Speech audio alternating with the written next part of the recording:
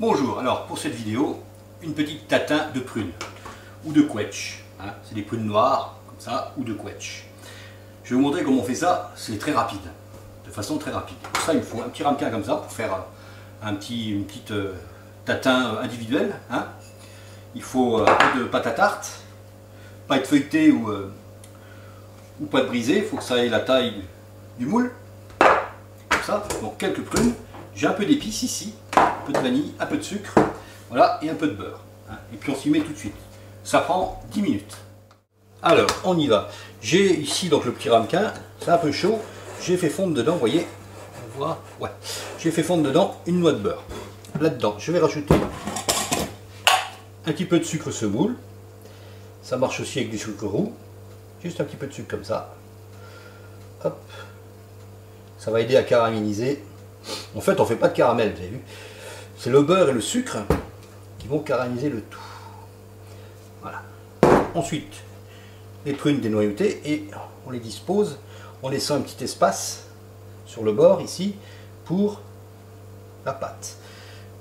Le côté bombé vers le fond. Ce sera plus joli quand vous allez les mouler. Hop, on fait tout le tour comme ça. Voilà. Là, j'en coupe en 4. J'en remets comme ça par-dessus. Il faut faire attention que ce soit quand même bien rangé parce que quand vous allez le visuel, lorsque vous allez démouler, c'est quand même important.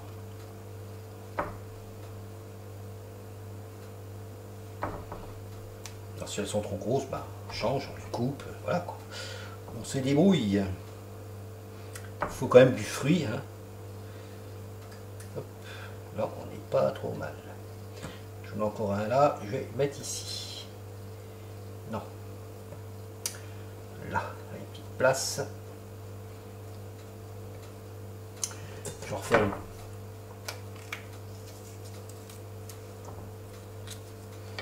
Les fruits, vous avez juste rentrer à l'eau et bien l'essuyer. Il ne faut pas qu'il y ait trop d'eau. Ça va rejeter du jus. Voilà, là on est pas mal. Ensuite, on va rajouter un petit peu de sucre comme ça dessus. Voilà. Je vais rajouter personnellement un petit peu d'épices. Là c'est du 4 épices, c'est la même chose qu'on met dans les pains d'épices. On en trouve partout. Ça donne un petit peu de corps à tout ça, quoi. Là, ma petite pâte. J'ai pris de l'avance. Je l'ai déjà étalée. Ensuite, on la coupe comme ceci.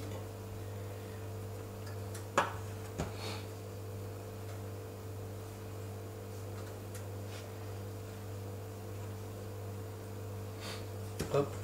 On pourrait le faire avec un emporte-pièce avant. Mais tout le monde n'a pas les emporte-pièces. Voilà. Ensuite, je prends une cuillère. Comme ça.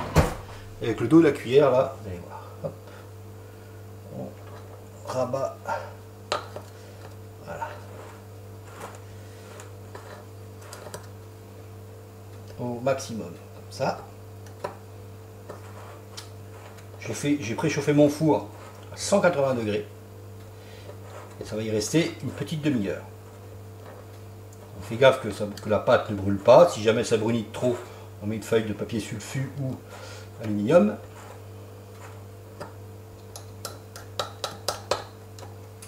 Voilà. On met ça au plus au fond. Voilà. Je tasse un petit peu.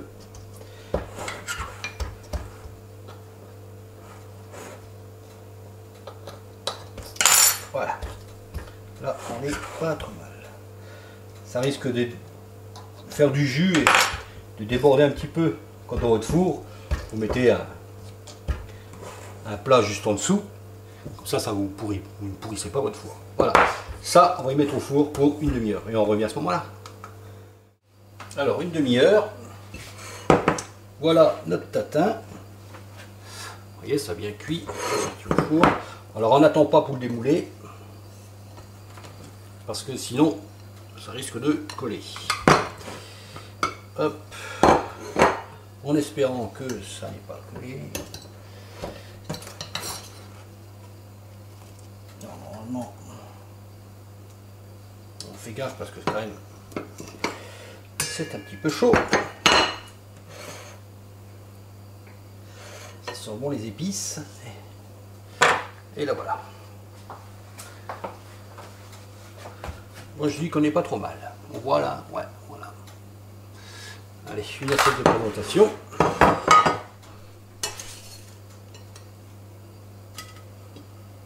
Très épicé. Hein. On sent bien les 4 épices que j'ai mis dedans. Voilà.